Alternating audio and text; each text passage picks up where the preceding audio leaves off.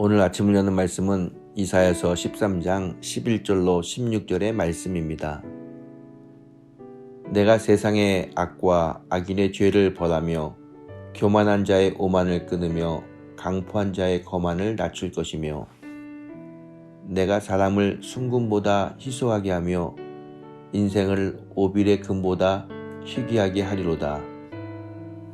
그러므로 나 만군의 여호와가 분하여 맹렬히 노하는 날에 하늘을 진동시키며 땅을 흔들어 그 자리에서 떠나게 하리니 그들이 쫓긴 노루나 모으는 자 없는 양같이 각기 자기 동족에게로 돌아가며 각기 본향으로 도망할 것이나 만나는 자마다 창에 찔리겠고 잡히는 자마다 칼에 엎드려지겠고 그들의 어린 아이들은 그들의 목전에서 메어침을 당하겠고 그들의 집은 노략을 당하겠고 그들의 아내는 욕을 당하리라.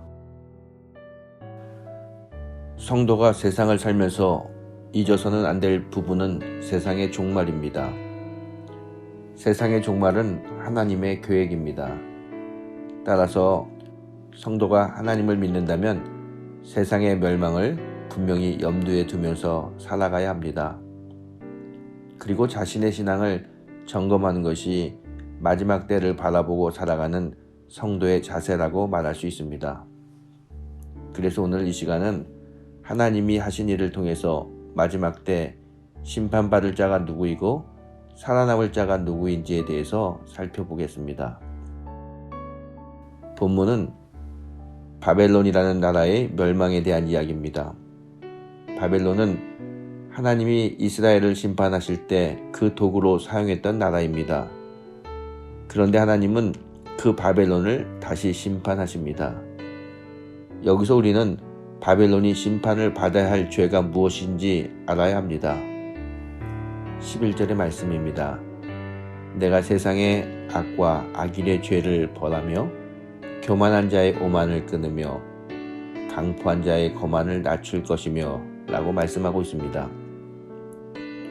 이 말씀은 바벨론의 죄를 지적하고 있는 말씀입니다.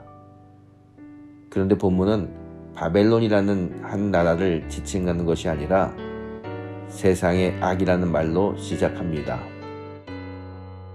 이것으로 보아 바벨론의 죄가 곧 세상의 죄와 동일하다는 것을 알 수 있습니다.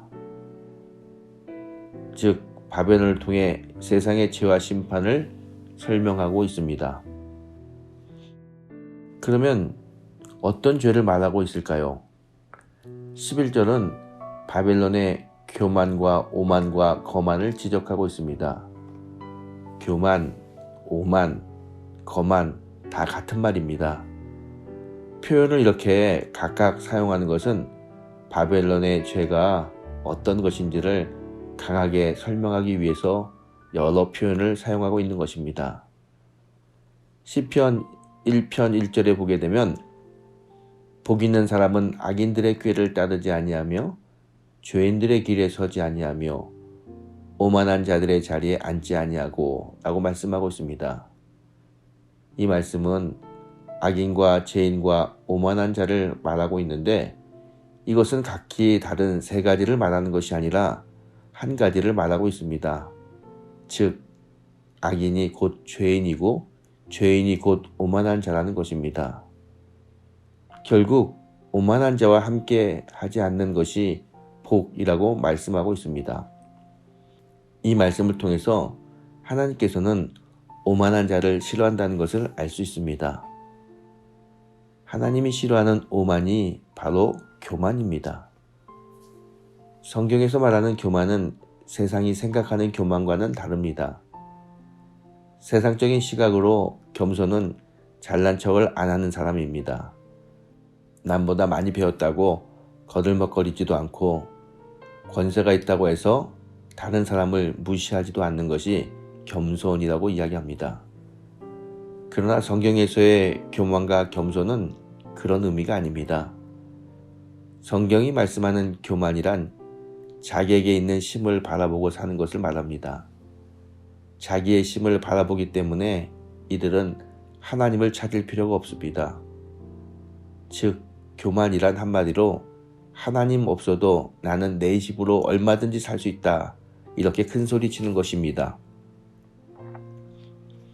그렇다면 겸손은 무엇일까요? 나는 하나님 없이는 살 수 없다 라고 고백하는 것입니다. 여러분은 하나님만 의지하고 살고 계십니까? 실제 우리가 살아가는 것을 보게 되면 하나님보다는 세상을 의지하는 경우가 많이 있습니다. 세상은 자기 힘을 믿기 때문에 하나님을 찾지 않습니다. 그러나 성도는 하나님이 필요합니다.